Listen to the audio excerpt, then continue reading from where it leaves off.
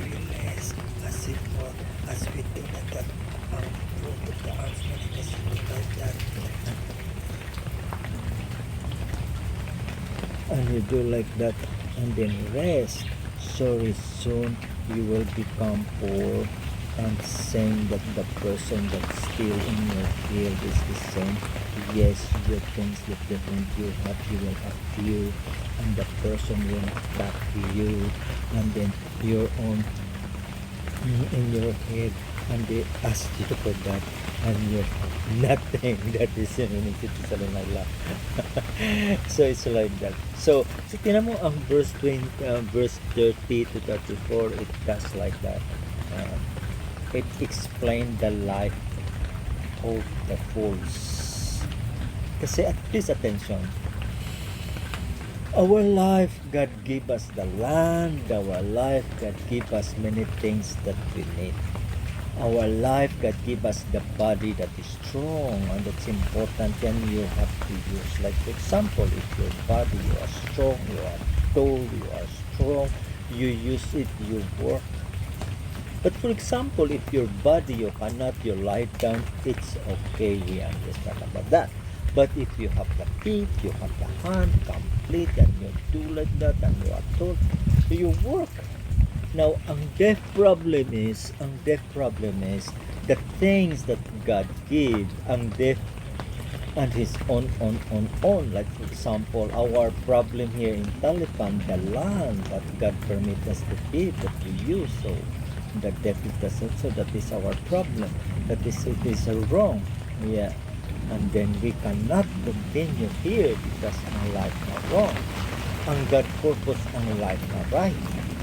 So how? What is ang meaning ng life na right? Ang life na right, when the things God give, you are responsible. God give you the body, you have to be responsible, you use it. If God give you a house, you are responsible, you use it. When God give you the land, you are responsible, you use it. Kasi God give. Now you understand. Now the problem is the world with its fools, and the things that God gave, the person is, they do like that. They did not care. So the body that God gave, you use a God, wala. So last, ang body yan will be destroyed. The house that God gave, that purpose you use to God, you do wala. Ang land that God gave, the purpose God, you do wala. So all yan, last, it will be destroyed. Kasi God, remember, God is not person. It's not. God is fair. When God gave, God get. Yeah. See that? When God build, God collapse.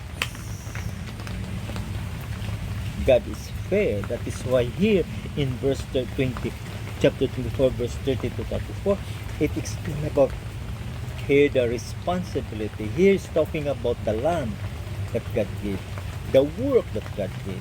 But the person is lazy. Why? He wants to rest. He wants to do like that. At saka he wants to do like that. He wants to just do like that. At saka ganyan, whatever that one. That is why ang last yan is there. Kasi actually ang verse 1, ang verse 30 is he compared the person that is lazy. Yeah. That is a fool. Ang fools na person. So if you are fools, your life yan is full yan na. Kasi you do wala. So problem, trouble. Like for example, if you are lazy, then you have the thorns and like that. So meaning yan, trouble. And distraction. Kasi na ganyan, meaning yan, distraction. Kasi you did not care. See?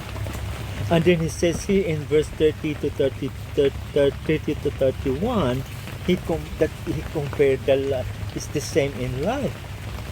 You compare to in life is the same. That meaning if you are lazy, you do like that, you sleep a little bit, and then you say a little bit, and then you do like that, and then what you do, and that is why it says in verse 34, your life will become poor. And then what does it mean you become poor? He compared that somebody have enter into your house, and then they steal and everything, and they add it just like that to you. And then what you do? and he gave, and then last you have nothing. So that is the story. That is the story of verse 30 to 34. So it's important that you have to evaluate your life. If your life right, do you obey? Do you serve? Or your life wrong and it's like one mother he told me. One mother she told me si Kusalam, she told me that the son, the deaf, wow, nag-sleep, pag-wake up, and later mag-work ka na, and then and the mother cannot, kasi if with the mother like that, ang the son mag-escape and the mother na lang purpose mag-head.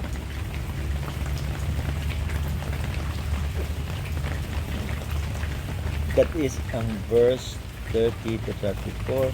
That is Proverbs chapter 24. I have a question.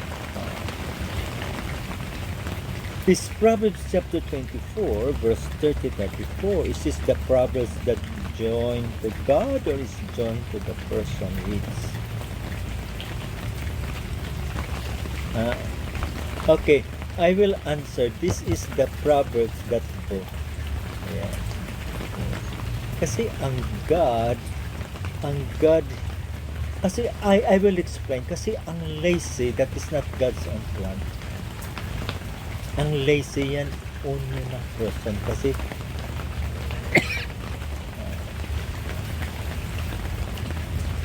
like yan, magganyan, ganyan. That is all ng person yan. Kasi ang God is different. Ang God yan is not that. And then you remember ang God's culture, you remember. Ang God, He worked for 6 days. Ang God nag-work yan for 6 days. Remember that. And then one day ang God nag-rest. So that is ang culture ng God. So when the person nag-work siya, wala.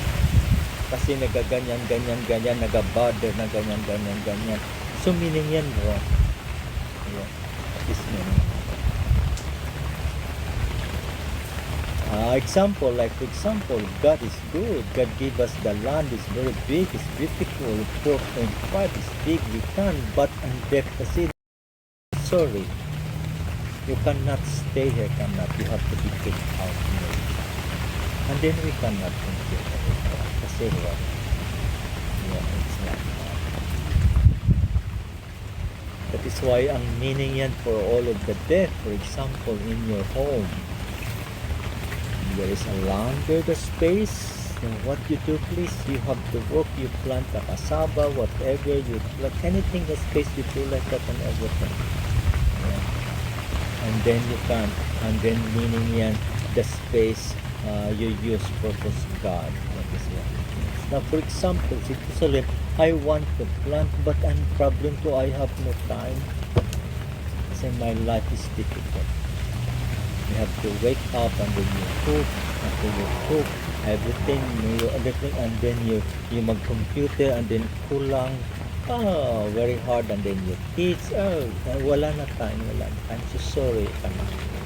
But some of the deaf, you do wala. And what you do wala. So that is why it's important. You have to work here. This is the word that teaches you important. You have to work. Now here, he compared the vineyard. Meaning yan, you have to work, you clean, and different things. And he compared in life.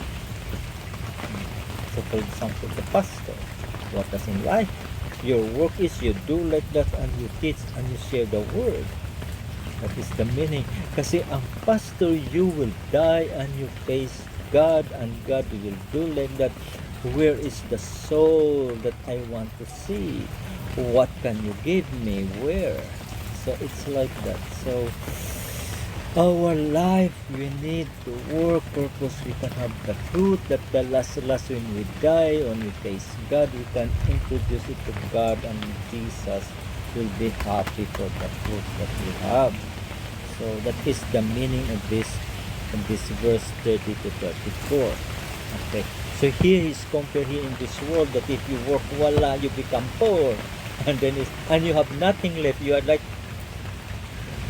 all you give, and you have nothing left. So it's like that. That is what the devil. The devil is the devil. And you gave to the devil. Ang problem kasi you face God. How? When you face God, you have nothing kasi you gave all to the devil. At kawawa ko. Ang God yan, He will judge. Ang God mag-decide. I don't know what God decide. That is what it means. So I hope and pray that is you have to think our work. That is story about life, but ours compare in the church, our life as a Christian that God purposed to use. So that is why your house, your land, your body, everything, all that you have, your riches, God wants yan to use para mag-waste nga, mag-grass ng tunton, huwag maganyan-ganyan, huwag. That's important. There is fruit that God wants, meaning rich, that the fruit that we can give to God, meaning that no, that is what it means. Now, anything that the deaf can ask.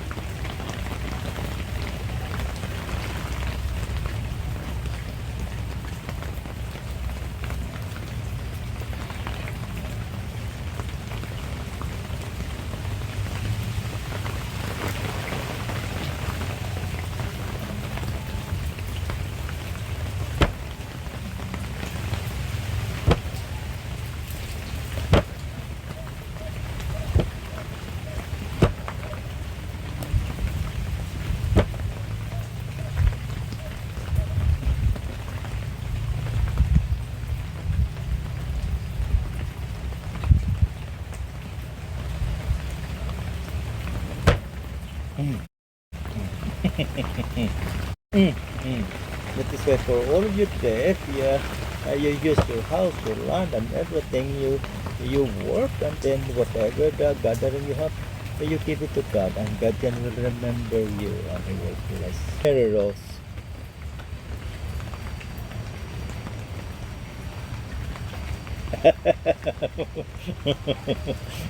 Mary Rose.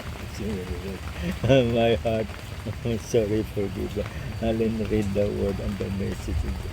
Thank you, Mary Rose, that you are honest. Thank you.